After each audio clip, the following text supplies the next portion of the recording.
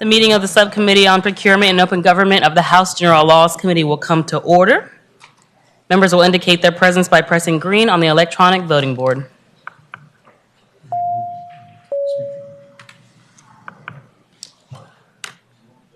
All right, thank you, members. A quorum is present. Thank you and welcome to the first subcommittee of the 2026 session. It is my privilege to serve as chairwoman of the subcommittee, and I'm looking forward to working alongside all of my colleagues as we take up important legislation this session. The docket today is relatively light, as you have seen, and includes 2 bills from a member of our subcommittee that we'll hear today. But first, Delegate Cohen has asked that HB 463 go by for the day, so I'll entertain a motion. So moved. Second. It's been moved and properly second that the bill go by for the day. All those in favor say aye. Aye. All those opposed, no. HB 463 is by for the day. First up, we have Delegate Simon, HB 159. Thank you, Madam Chair. And with your permission, I'll present from my seat. Is that okay? Absolutely. All right. Thank you, Madam Chair. Member of the subcommittee.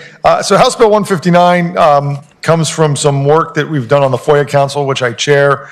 And we had a question that came up. It was directed to the FOIA Council, and I guess I'll put it this way, Madam Chair. This is one of those bills where we all thought that the law already said something. We asked for some guidance to the judges. The circuit court judges and the district court judges weren't enforcing it the way we all thought it was meant to be done. Thought maybe that was a problem with the bench book that they used to tell them how to handle certain motions. And the Office of the Executive Secretary wrote back and said, well, we don't actually think that the law says what you guys think it says. You need to fix this with a bill. So that's what this bill does. And just real briefly, well, maybe not so briefly, I won't promise that. But so when members of the public and others feel like the Freedom of Information Act has been violated and a public body isn't doing what they're supposed to do under the Freedom of Information Act, we have in the law an expedited way for these folks to get into court and make the public body or the public official do what they're supposed to do. And the way the law does that, if you look at the bill, is it says a petition for mandamus or injunction shall be heard within 7 days of the date of which the same is made, provided the party to whom the petition is brought has received a copy of the petition at least 3 days prior to the filing. So rather than a normal service of process, the statute contemplates a different process because we expect that these are lay members of the public who are just trying to enforce their rights under FOIA. Here's the violation. Here's what I'm asking for. Here's what I'm going to go to court for. As long as we know they got it 3 days, we're not going to make them go through the formalities of service of process. That's always been the intent.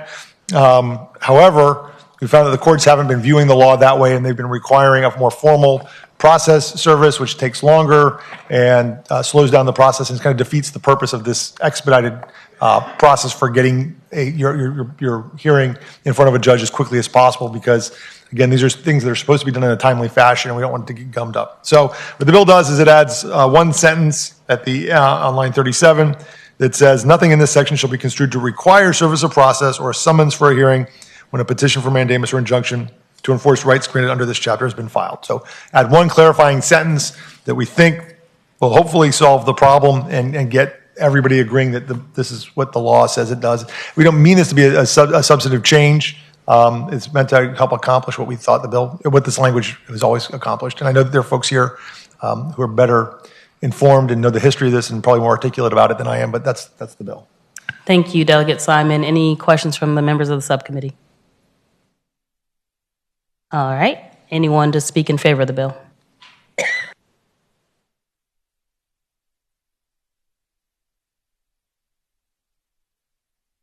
For open government, and I do appreciate Delegate Simon carrying this bill for us.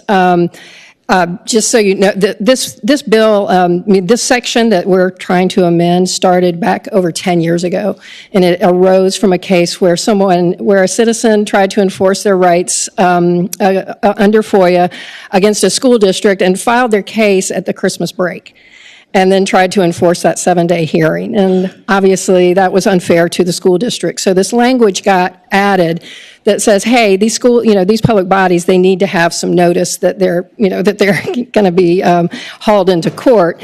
But at the time that we did discuss this, it was a very intentional choice to say, we're just going to require them to send a copy to the government, not to do this more formal service of process. And that's how it's worked for 8 or 9 years. It's just really been within the past 18 months or so that we've seen some judges dismiss cases because the citizens hadn't gone through this more formal process. So that's what this bill is trying to do. It is, as Delegate Simon said, this is not trying to create any new substantive difference. This is what we always thought the law did. And so I hope that you will see it that way, and that we can make it so citizens won't fall into sort of these unexpected traps that prevent them from enforcing their rights. Thank you. Thank you, Ms. Ryan. Anyone to speak in opposition of the bill? All right, we'll go online. I believe we have a Mr. Theodore Marcus. Please state your name. Oh, there you are. I have to Chair.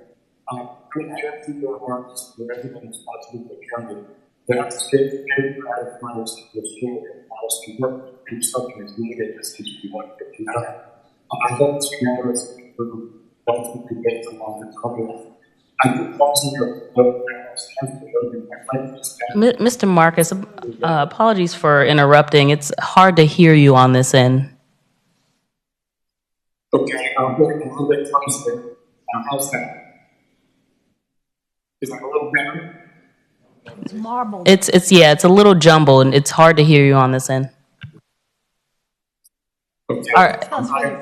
Yes, please tell us if you're for or against the bill. Yeah. For it. Okay, thank you. I really appreciate that. Taking it back to the subcommittee. Delegate Simon.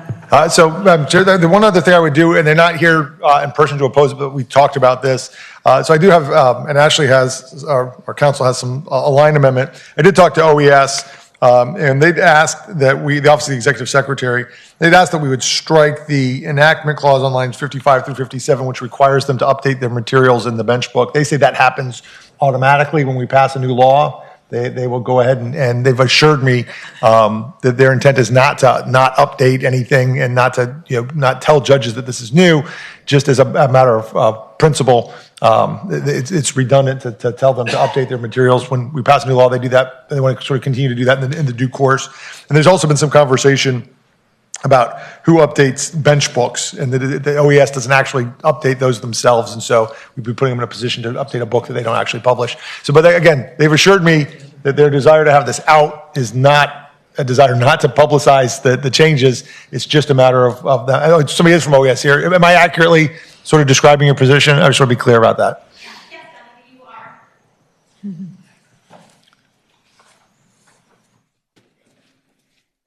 Hi, I'm Jamie Melitas from the Office of the Executive Secretary. I'm a staff attorney. Yes, you are characterizing it correctly. We are not opposed to the bill. However, we do all of the language in the enactment clause as a regular course of business after the legislative session.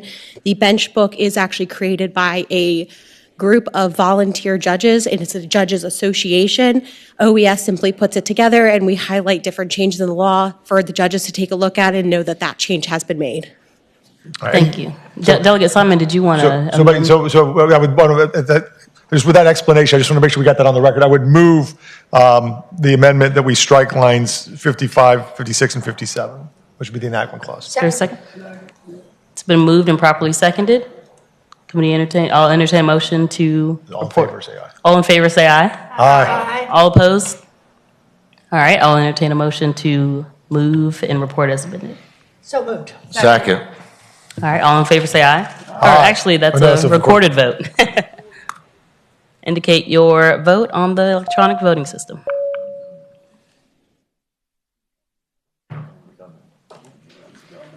All right, that bill reports as amended, 9-0. Delegate Simon, you have another bill? Yes, Madam Chair. This one will go quickly, I promise. House Bill 160 is actually, it's funny enough, this is the first time this has happened in my career here. It's a Boyd Graves Conference bill, which normally means we just pass it through very quickly.